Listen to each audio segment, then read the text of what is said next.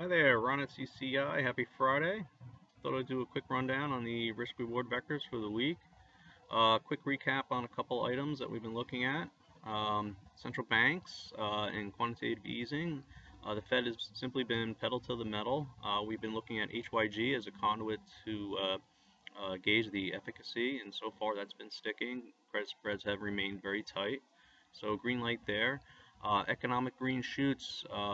We had a retail sales report that had a historic pop higher on top of the employment report that was also a blowout.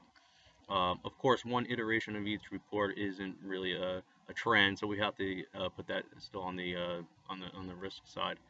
COVID-19 trends, we were looking at New York City and LatAm.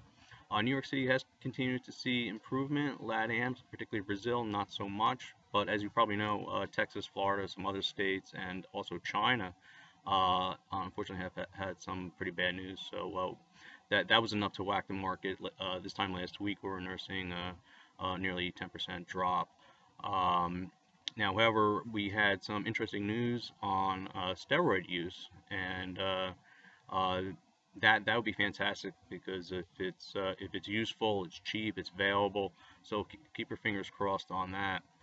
Geopolitically, India and China have been another issue to put on the list to look at, and it's not too early to look at U.S.